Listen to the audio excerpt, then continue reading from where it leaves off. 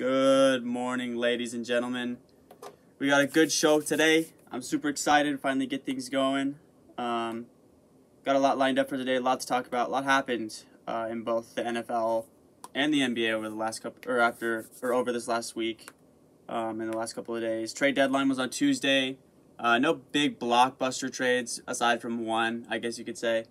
I was definitely expecting a lot more movement in the NFL. A couple of teams maybe looking to add a piece that they needed to make a championship run, but didn't look like anybody really wanted to budge. I kind of figured Deshaun Watson wasn't going to get moved anywhere, but he officially isn't going to get moved anywhere. So it'll be fun to see what happens in the offseason with Deshaun Watson and company. And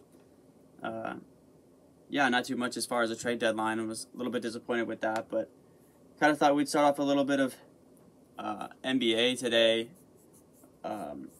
Been watching a whole lot this week. A lot of games. Yesterday there was like 12 games last night. There was a whole lot going on last night. The NBA TV put out their early season power rankings after 2 weeks here, and interestingly enough, despite it being early in the season, and even at this point the Wizards until yesterday were like 5-1. NBA TV went ahead and put the Miami Heat at the #1 team in the NBA right now. And I can't disagree, honestly. At this point, I watched them play a couple of games. They look pretty legit, if you're asking me. And it's pretty crazy because Kyle Lowry, for an exception of like the last game, I think last game he had like 22 or something, has just been strictly a facilitator. I thought when they added the addition of Kyle Lowry, he was going to come in and really be a good scorer for them, be a good offensive weapon for them to have. But he is honestly just coming in and be just a facilitator. Bam Adebayo is basically a point forward at this point. They run that offense through Jimmy Butler and Bam Adebayo. And then it helps a lot when Tyler Hero comes off the bench and is averaging 22 a game. Tyler Hero came into the season talking about how he wants to be in the same conversations as Ja and Luka and Trey and them. And to this point, he's averaging 22 points per game off the bench, and he's kind of a bucket right now. He's kind of looking like bubble Tyler Hero for sure. So they have a lot of pieces, honestly, when you're really looking at it. You got Kyle Lowry, like I said, Jimmy Butler. They got Duncan Robinson as their shooter.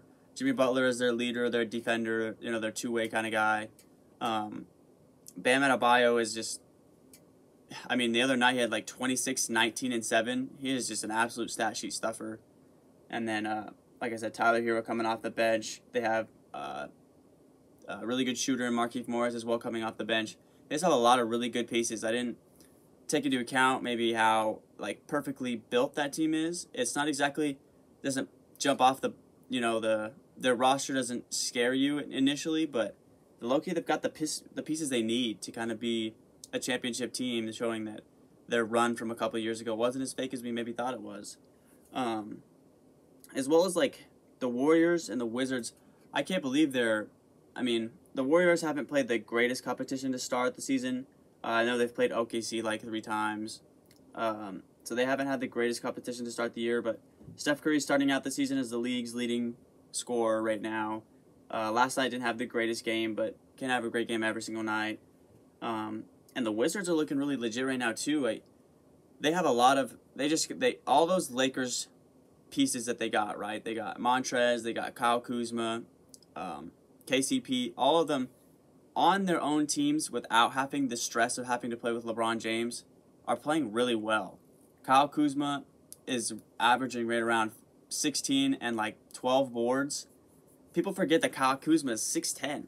He's a big, long scorer, and people just forgot about that because he just didn't mesh well with LeBron James, and that's okay. Sometimes you just don't fit with a team, and Kyle Kuzma just didn't fit with the Lakers with, I can't imagine as a young player having the stress of trying to play with LeBron James, let alone try to please LeBron James, or if you make one mistake, you saw the memes of people just clowning on Kuzma and LeBron and that kind of combination, but we see how the Lakers are doing, and we see how the Wizards are doing now. I think the Wizards have Montrezl Harrell starting for them, so Montrezl Harrell is looking good as well. Spencer Dinwiddie, he was their big free agent pickup as well. Opening night, he had his best game, but he's been solid for them as a good facilitator and scorer as well. So the Wizards are looking pretty legit in my eyes as well, especially in the East. The East is looking honestly a little bit better right now than the West is at this point. It's just that I'd be really interested to see, especially with this whole Bulls situation as well. The Bulls right now are on absolute fire. They just cannot lose. The other night they were down 19 in the fourth quarter to the Celtics and went on an absolute tear and went on a 24 or like 29 to 11 run or something like that. DeRozan and Zach LaVine just went nutty, and they were able to come back and win that game. After that, too, Marcus Smart, guard for the Celtics, was talking about how Jaylen Brown and Jason Tatum need to pass the ball more. He was like, people are they know that we're trying to score with Jason and Jaylen. They need to learn to pass the ball.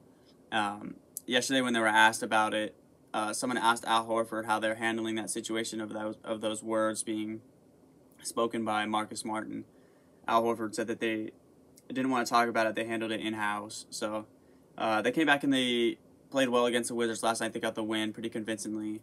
So they came back, bounced back pretty good from that. So Celtics are another team that's kind of hasn't been off to the greatest start to this point. But up until yesterday, I think it was up until yesterday. It might have been a few days ago, but believe it or not, Rudy Gobert was actually leading the Vegas MVP odds for the NBA up to this point. He's averaging a solid like 18 and 18 with like 3.5 blocks. He's playing, Rudy Gobert type numbers, but the Jazz are also playing really well as well. But the NBA announced their players of the week from last week. For the West, it was Rudy Gobert, which is, controversial, but I mean, he's putting up pretty good rebounding numbers in a day and age where rebounding isn't as dominant of a stat because they don't have, guards get a lot more rebounds than bigs do sometimes these days. When Cole Anthony is like 6th in the league in rebounds, that's interesting. Jimmy Butler gets Western Conference Player of the Week or Eastern Conference Player of the Week. He's been putting up pretty solid stat lines. Like I said, I mean, the Heat, when you're winning, it's just when you're winning and you're at the head of it. So the Heat are winning, and Jimmy Butler is the reason why. They're playing really well right now. They're playing really good basketball. I don't see, and people forget that Victor Oladipo is still on this team. He's still dealing with an injury right now. When Victor Oladipo comes back, I mean, holy moly, this team is going to be a little bit scarier than maybe I thought it was. Maybe I should have gave them a little bit more credit at the beginning of the season than I probably should have. But just my kind of overview of the last couple of days of the NBA. But I finally wanted to